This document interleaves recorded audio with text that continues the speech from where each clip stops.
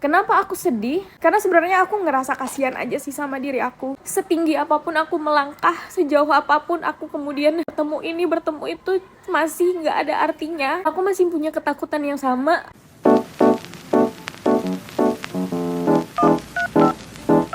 Halo guys, udah lama gak ketemu aku ya. Aku udah lama gak upload video karena ada problem di YouTubeku. Jadi semangatnya kurang dapat lagi untuk bikin konten. Tapi terima kasih untuk orang-orang yang sudah menantikan konten-kontenku. Hari ini aku mau ngebagiin salah satu pemikiranku tentang hasil refleksi yang aku lakukan baru saja terkait dengan ketakutan terbesarku dalam hidup gitu. Mari kita mungkin menjadi fragile bareng-bareng, jadi vulnerable bareng-bareng. Kita ngomongin tentang sebenarnya apa sih ketakutan kamu di hidup. Mungkin ini bisa jadi agenda teman-teman juga untuk jadi reflektif. Kalau ngelihat kilas balik kehidupan kamu, kira-kira hal apa yang sangat amat kamu takuti, yang mana di saat bagian-bagian hidup kamu tuh kamu nggak suka di saat hal ini terjadi, dan kamu terus-terus punya coping mechanism atau cara membuat diri jauh lebih baik yang kayak gitu-gitu terus. Kenapa menurut aku ini penting?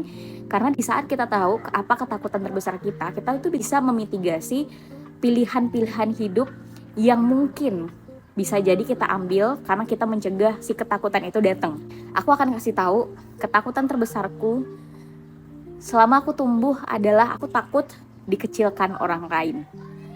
Aku takut dianggap remeh, dianggap rendah orang lain. Sebenarnya kalau aku ngelihat dari latar belakangku itu tercipta karena ya aku tumbuh di tengah-tengah kemiskinan yang aku nggak bisa akses A, B, C, dan D. Aku tidak bisa punya A, B, C, dan D gitu. Aku tahu, aku sadar waktu sedari aku kecil tuh aku tertinggal daripada orang lain. Dan di saat orang tahu ketertinggalanku ini, itu salah satu momen paling tidak mengenakan yang pernah kurasakan. Misalnya orang tahu ibuku seperti ini, keluargaku seperti ini, aku hidupnya melarat. Aku tidak suka itu. Jadi, kalau misalnya kemudian kita ngelihat tahap-tahap kehidupanku, ada banyak decision atau cara pikir atau hal yang kulakukan yang mana didasari atas ketakutan tersebut. Contohnya, waktu aku kuliah di UK, aku pernah juga bikin videonya dan bahas ini. Aku tuh takut atau tidak mau untuk memberitahu bahwa aku dapat LPDP dari jalur prasejahtera, yang mana orang akan tahu kan, ya aku itu anak keberuntung, anak dari keluarga yang miskin gitu. Aku nggak mau gitu.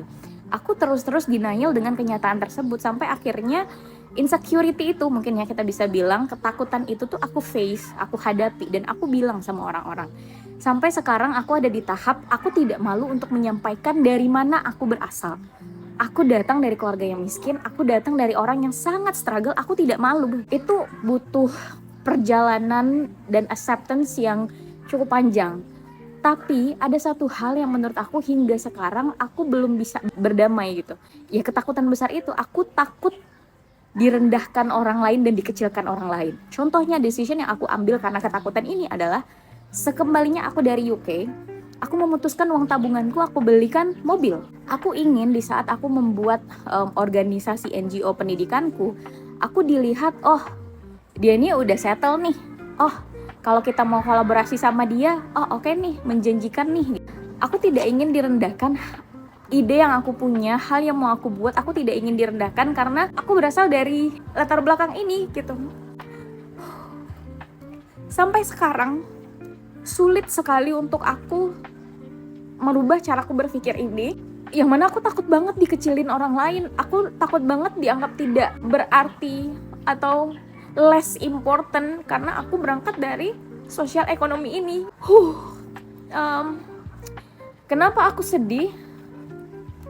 Karena sebenarnya aku ngerasa kasihan aja sih sama diri aku, yang mana dengan punya hidup seperti ini, aku punya trauma yang kurasakan tertumpuk itu untuk direndahkan, untuk tidak dianggap, untuk tidak didengarkan. Setinggi apapun aku melangkah, sejauh apapun aku kemudian bertemu itu masih nggak ada artinya karena aku masih punya ketakutan yang sama. Makasih ayam. Karena aku masih punya ketakutan yang sama, itu bisa jadi aku direndahkan dan orang ngelihat aku sebelah mata dari mana aku berasal. Bukan lagi kayak kualitasku sekarang apa. Kenapa aku berani nge-share ketakutan terbesarku? Menurutku ini salah satu caraku untuk berdamai dengan ketakutan itu. Ya dengan benar-benar menghadapi ketakutan itu gitu. Aku nggak suka. Aku tahu ini trauma yang aku miliki, ini hal yang embedded gitu loh, hidup bersamaku. Tapi aku sadar ini nggak baik.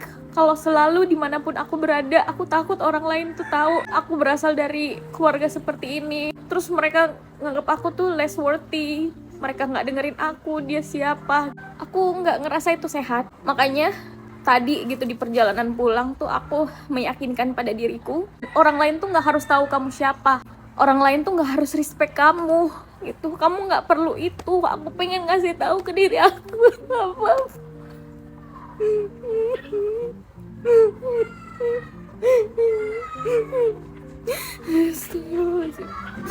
Kalaupun kamu nggak dihargai orang lain tuh nggak apa-apa. Kalaupun kamu dilihat sebelah mata sama orang lain tuh nggak apa-apa banget. Itu nggak define apapun tentang diri kamu. Aku nggak mau. Aku takut untuk dipandang rendah sama orang lain, untuk dianggap tidak berharga, tidak berarti sama orang lain, karena aku cuman anak miskin gitu. Karena aku berangkat dari sosial ekonomi yang berbeda. Aku nggak mau.